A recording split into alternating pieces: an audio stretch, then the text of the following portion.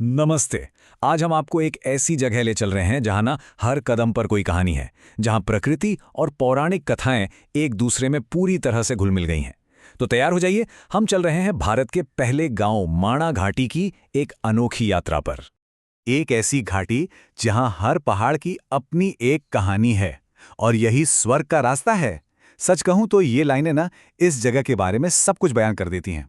तो चलिए फिर देर किस बात की, शुरू करते हैं ये कमाल का सफर। तो सवाल ये उठता है कि ये जगह है कहाँ? देखिए, माणा घाटी बसी है उत्तराखंड में, और वो भी चीन तिब्बत बॉर्डर के एकदम पास। अब आप सोचिए, इस वजह से ये जगह सिर्फ आध्यात्मिक रूप से ही नहीं बल्कि स्ट्रेटेजिक पॉइंट ऑफ व्यू से भी कितनी ज्यादा महत्वपूर्ण हो जाती है। अगर हम ऋषिकेश से चलें तो करीब 300 किलोमीटर दूर पहुंचते हैं इस घाटी में।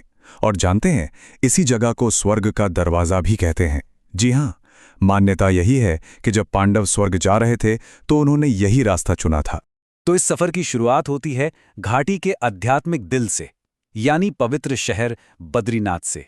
और ये सिर्फ एक स्टॉप नहीं है, बल्कि इस पूरी कहानी का, इस यात्रा का एक बहुत ही जरूरी हिस्सा है। जरा सोचिए, हम बात कर रहे हैं लगभग 10,000 फीट की ऊंचाई की। मतलब यहाँ का मौसम ज्यादातर ठंडा ही रहता है। और हाँ, ये कोई ऐसी वैसी जगह नहीं है, ये भारत के 4 धामों में से एक है।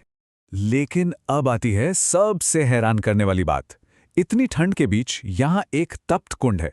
ये एक कुदरती गर्म पानी का सोता है और इसका तापमान, यकीन मानिए, 45 डिग्री सेल्सियस तक चला जाता है। यहीं पर श्रद्धालु पूजा से पहले डुबकी लगाते हैं। तो ये जो बद्रीनाथ मंदिर है, ये भगवान विष्णु को समर्पित है और ये बसा है अलकनंदा नदी के ठीक किनारे। ये नदी खासकर मॉनसून में इतनी ताकतवर हो जाती है कि आप किनारे पर खड़े हों तो आपको जमीन में कंपन महसूस होगा। सचमुच। चलिए, बद्रीनाथ से थोड़ा और आगे बढ़ते हैं, सिर्फ 3 किलोमीटर दूर, और हम पहुंच जाते हैं एक बहुत ही खास जगह पर, माणा गांव में। अब माणा को ऑफिशियली भारत का पहला गांव का दर्जा मिला हुआ है। क्यों? क्योंकि अगर आप चीन तिब्बत बॉर्डर की तरफ से देखें तो ये भारत की सीमा में पड़ने वाला पहला गांव है। और अगर हम यहां से बॉर्डर की तरफ जाएं तो ये हमारा आखिरी गांव है ना? दिलचस्प। लेकिन यहाँ जिंदगी कह सकते हैं थोड़ी मुश्किल है। गांव में मुश्किल से 500 लोग रहते हैं, और वो भी सिर्फ 6 महीनों के लिए। जैसे ही कड़ाके की ठंड पड़ती है, मतलब जब बर्फ सब कुछ ढक लेती है, तो यहाँ के लोग नीचे कम ऊंचाई वाले इलाकों में चले जाते हैं। अब बात करते हैं उन कहानियों की जो यहाँ की हवा में घुली हैं। कैसे? महाभारत की कथा माणा के जर्रे जर्रे से जुड़ी हुई है। यहाँ का हर पत्थर, हर चट्टान जैसे कुछ कहना चाहता है। एक सवाल है, मान लीजिए आप स्वर्ग के रास्ते पर हैं और आपके सामने एक उफनती हुई नदी आ जाए, तो उसे कैसे पार करेंगे? कुछ ऐसी ही मुश्किल पांडवों के सामने भी आई थी जब वे शक्तिशाली सरस्वती नदी के तट पर पहुंचे। तो इसका जवाब मिलता है एक बहुत ही दिलचस्प कहानी में। कहते हैं कि पांडव भाइयों में से एक महाबली भीम ने एक ही झटके में एक बहुत बड़ी चट्टान उठाई और उसे नदी के ऊपर रख दिया। बस बन गया एक कुदरती पुल, और आज भी लोग इसे भीम पुल के नाम से जानते हैं। कहानी यहीं खत्म नहीं होती।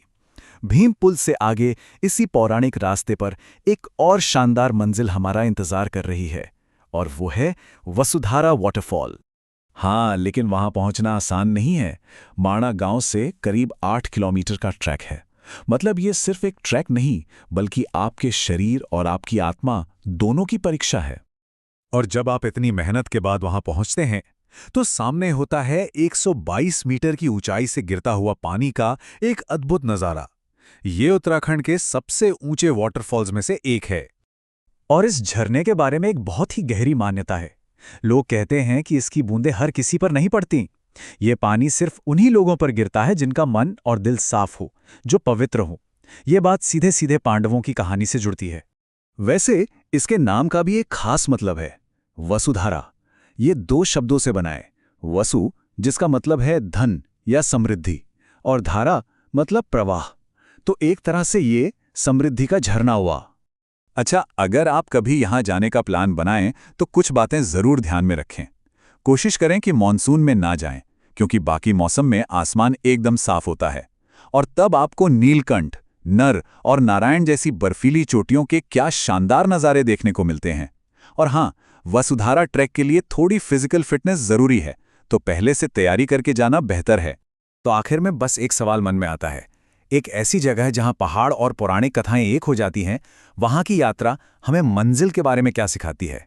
शायद यही कि कभी-कभी सफर मंजिल से भी ज्यादा खूबसूरत होता है।